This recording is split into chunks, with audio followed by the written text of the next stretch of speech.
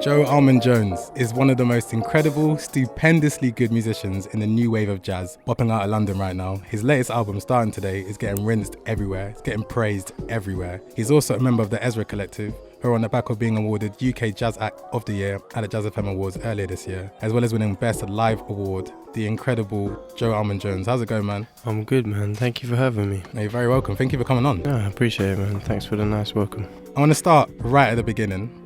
Like, where did you grow up? Where's home for you? So I grew up outside of London, kind of in the middle of nowhere, really. Quite near Oxford, but little place, little town called Drayton St Leonard. I think there's like one pub that sells off beer, and that's about it, man. So not really much happening. It's only when I left that and went to come to London, that's when you appreciate, countryside and stuff like that. What made you come to London? Just music, man. There's nothing, there weren't really any musicians where I lived, apart from me and my family. So if I wanted to make music with people, I spent a long time just playing music on my own. And especially jazz, when I first started playing jazz, I didn't really have many musicians around me who wanted to play. So it was only until I came to London really that I started to meet the musicians that I was going to go on to make bands with and form connection with. Did you come from a musical family at all? Yeah, definitely, man. So my parents are both musicians. My mum's a jazz singer and she plays piano as well. My dad's a jazz pianist. So yeah, they're both on it, man. And then naturally, all my brothers and sisters play as well, What do they play? So I have to go through, man. I got a couple still. So my oldest younger brother, I'm the oldest of five, innit? So Theo, he plays a couple of things. He plays cello and piano, but he kind of doesn't really do it much anymore. He's more on the art thing. Rafi, my other brother, plays flute. Charis plays viola or something like that. One viola or violin, I can't remember which one. And then Lily, my other sister, plays violin, I think. But I always get violin mixed up with viola, man. They don't like that. Wow. So is there any early, because you said you liked jazz from early, is there any early jazz musicians that you were listening to that you felt inspired you, or just any musicians in general? Yeah, definitely. The first things I remember, Oscar Peterson. It's one of my favourite piano players of all time, really. Ahmad Jamal, I was quite influenced by, but only later on, actually. I didn't really clock his music in the start. Chick Corea was a big influence. I used to listen to this album called Play by Chick Corea and Bobby McFerrin. It's a live album where they just mess around. That was I got quite into that when I was young, man. But all sorts of stuff, really. I used to bang out some Joni Mitchell and stuff like that, Herbie Hancock, But yeah, my tastes have kind of changed quite a lot, I think, in the last 10 years probably. Didn't really discover things like dub music or reggae music until I was about 16 or 17, Heard bits, but... Yeah, so let's go to 16, 17 years old then. So you came to London at what age? I think I was about 19. 19. And then where did you study? So I went to Trinity, man, yeah.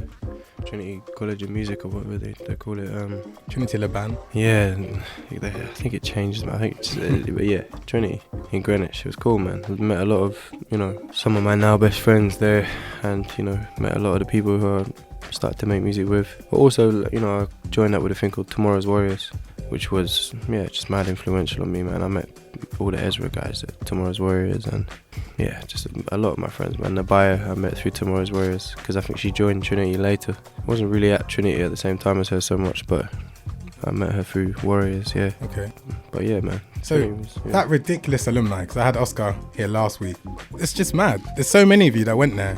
Yeah, I mean, I would attribute it to a bunch of things, to be honest. It helped a lot of us being there, but I think a bigger catalyst or whatever for what's going on now was these nights called Stees, which is live music and sort of poetry and raps and whatever, really, just a lot of jamming, and it was a crazy night, man. They'd have King Cruel will come and play, and early Ezra days we used to play there, Nabaya played there. Yeah, just Moses' first shows were at Steve's and stuff like that, when he first started testing out the Exodus project, just him on his own with the drums and the triggers and stuff, that was at Steve's, and yeah, lots of things happened there, and that was the place that everyone kind of met up with. So, I don't know if you listen to that album, Ragify? Yeah. The guy who raps on the end of that track, it's a guy called Luke Newman, and that's the guy that set the night up, really. That's how he introduced me to a lot of the people. So talking about music, I want to talk about your album Starting Today. What an album. Mollison dub in particular is just, honestly, I played at a barbecue and it was quite late and I just looked about and everyone was just nodding. Yeah. That's the right time to play it, man. That's a good shout. This is Joe Armon Jones and you're listening to the Groove School show on Croydon FM.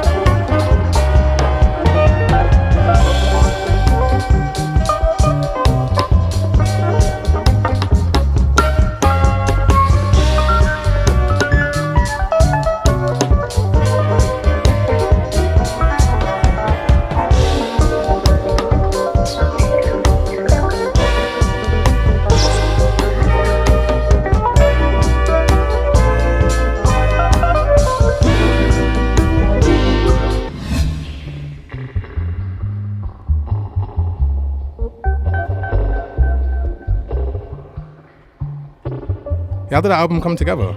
It was just two sessions really, man. Like, went into Soup Studios, which is, it's moved now, but it was in Limehouse when I recorded that. I kind of knew, I knew the studio I wanted to use, and I knew the musicians I wanted to be on the album. I just didn't have any music, so I figured like it would probably take me a long time to like write out all the music unless I set myself like a date. And Nabaya was a big inspiration for this because Nabaya had just recorded her Fives EP, and she did that all in like maybe one session or maybe one or two sessions. I can't remember, but I think it was just one, maybe a few overdubs. But like, she booked the session and then wrote the music, you know, which was like a big, I was very inspired by that. I was like, yeah, if you can do that, book a session and then between give yourself like a month or something to just write a bunch of tunes. They don't have to be all like charted and arranged out neatly and stuff, but just get the ideas down. Do you know what I mean? Yeah. So I tried to do the same thing with mine. Really, just write charts and tunes that can be played without rehearsal. Really.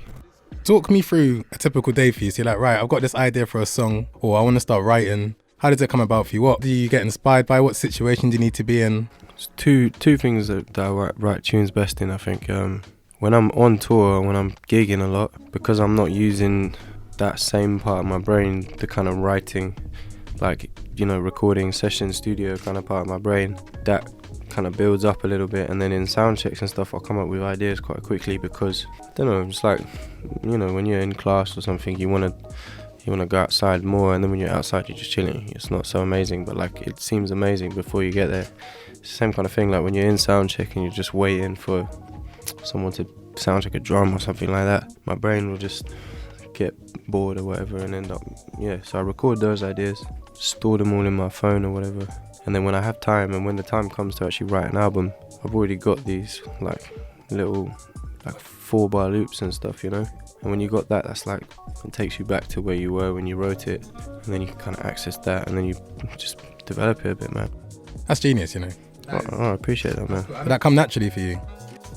Yeah, definitely, man.